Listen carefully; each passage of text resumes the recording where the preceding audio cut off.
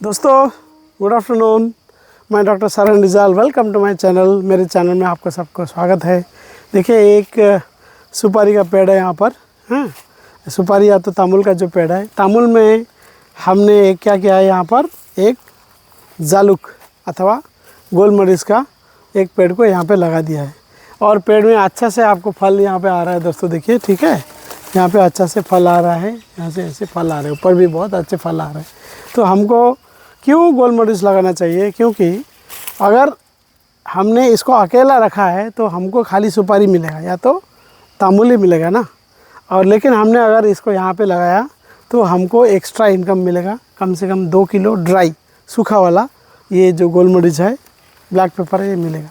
2 kilo का मतलब होता है अबाउट 7 से 1400-1500 रुपये इसका हो गया। इससे हमको मिलेगा 1000 रुपया। और ये 4 पेड़, थोड़ा दिखाओ भाई, ये 4 जो पेड़ है यहाँ से यहाँ तक, ऐसा 4 पेड़ का अंदर में और एक चीज़ यहाँ पे लगा सकता है। लगाने से हल्दी या केला कोल लगा सकता है। तो हम 4-5 पेड़ लगा के हमारे इनकम को बढ़ा सकता है। तो हम कहते हैं कि इसका बहुत ताल खेती बोलता है, मतलब स्टेप बाय स्टेप है, मल्टी लेयर फार्मिंग है।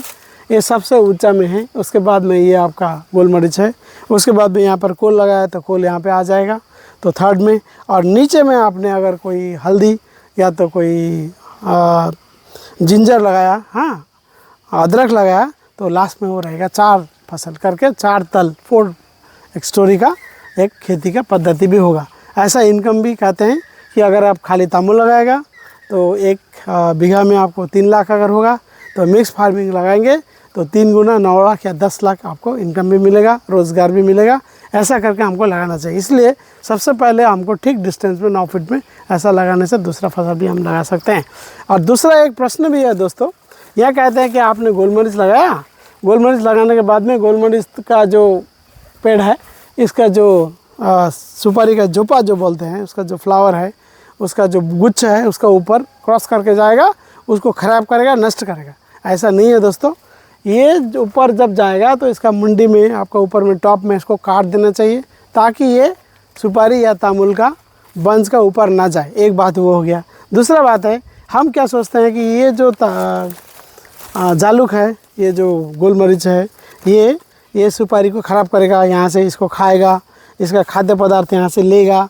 वो ऐसा भी नहीं है। इसके पास जितना भी है जड़ ऐसे पकड़ा हुआ है, देखिए ये खुला है लेकिन ऊपर में थोड़ा पकड़ा है, ये हाथ जैसा है। इसमें से वो खाने वाला जड़ या खाने वाला रूट जिसका नहीं है, खाली पकड़ने वाला रूट से ऐसा है। देखिए यहाँ पर सारे रूट से, यहाँ पे देखिए ये है, ये अंदर नहीं गया, यहाँ तक जस्ट ऊपर में पकड़ा है।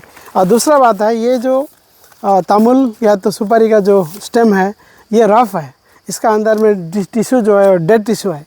ये डेड टिश्यू को कोई खाने से भी कुछ मरेगा नहीं, लेकिन ये ऐसा खाता नहीं। ऊपर में डेड टिश्यू के ऊपर में टिका हुआ है, हाथ जैसा पकड़ने के लिए है गोल मरीच, ठीक है दोस्तों।